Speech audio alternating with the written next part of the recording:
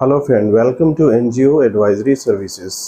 आइए आज हम डिस्कस करते हैं जो लेटेस्ट पब्लिक नोटिस है उन एनजीओ के लिए जिनके पास एफसीआरए सर्टिफिकेट है। तो ये जो मैं जानकारी देने जा रहा हूँ ये एफसीआरए रजिस्ट्रेशन सर्टिफिकेट जिनके पास है उनसे रिलेटेड है।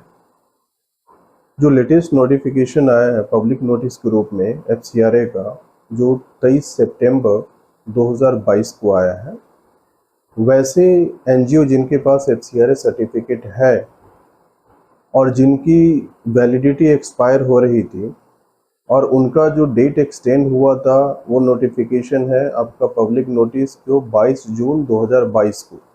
तो 22 जून 2022 के हिसाब से जिन संस्थाओं का डेट एक्सटेंड करके 30 सितंबर 2022 कर दिया गया था, अगेन जो 23 सितंबर 2022 को अगेन एक पब्लिक नोटिस आया एफसीआरए का, जिसमें वैसी संस्था जिसका डेट 22 जून के हिसाब से जो एक्सटेंड किया गया था 30 सितंबर 2022 तक, अब उनका डेट एक्सटेंड कर दिया गया है 31 मार्च 2023 तक। तो वैसी संस्था जिनका डेट एक्सटेंड हुआ था उन पर ये अप्लीकेबल है, या और दूसरा जिनका एफसीआरए रिन्यूअल के लिए अप्लाई हुआ था। तो अगर किसी संस्था का एफसीआरए रिन्यूअल अप्लाई भी किया था इस पीरियड का और उनका रिजेक्ट हो गया था, तो फिर ये उस पर ये नियम लागू नहीं होगा।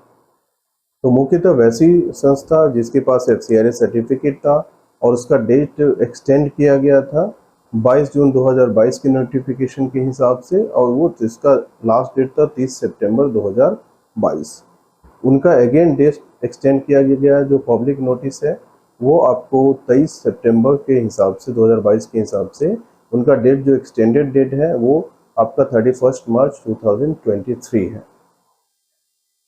अगर किसी का एफसीआरए रिन्यूअल का एप्लीकेशन रिजेक्ट हो गया है तो फिर ये उस पर ये नियम लागू नहीं होगा। दूसरा, वैसी संस्था जिसका एफसीआरए सर्टिफिकेट की जो वैलिडिटी है 5 इयर्स की, वो एक्सपायर हो रहा है 1 अक्टूबर 2022 से लेके 31 मार्च 2023 के बीच में, उनका भी डेट जो एक्सटेंड कर दिया गया है वो 31 मार्च 2022।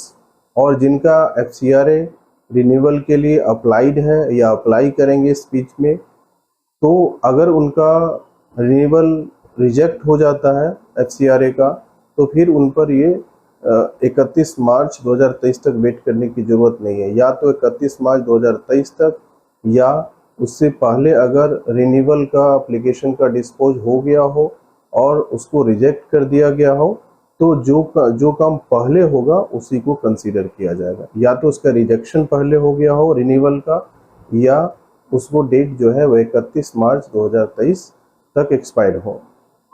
दूसरा है कि वैसी संस्था जिनका एफसीआरए रिन्यूअल का केस रिजेक्ट हो गया है, वो संस्था आगे से एफसीआरए कंट्रीब्यूशन नहीं ले सकते। दूसरा, वो एफसीआरए का जो अमाउंट ऑलरेडी रिसीव्ड है उसको यूटिलाइज नहीं कर सकते।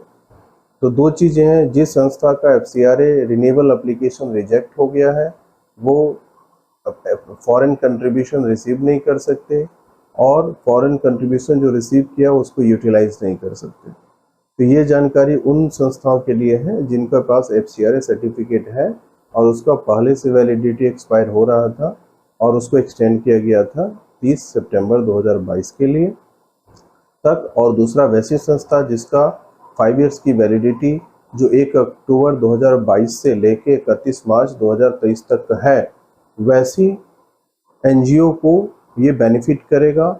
और इस पीरियड में उसने जो अप्लाई करेंगे रिन्यूअल के लिए या कर चुके हैं रिन्यूअल के लिए, तो उनका या तो एप्लीकेशन डिस्पोज होगा, वो काम पहले हो गया हो, या 31 मार्च 2023 तक इनकी वैलिडिटी रहेगी। तो ये उन संस्थाओं को ध्यान देने वाली बात है। उम्मीद है कि ये जानकारी आपके लिए यूजफुल होगा। अगर आपने हमारा चैनल सब्सक्राइब नहीं किया है तो चैनल सब्सक्राइब कर दीजिए, ताकि आने वाले जो भी इंफॉर्मेशंस हैं वो आपको टाइम टू टाइम मिलते रहेंगे। Thank you for watching this.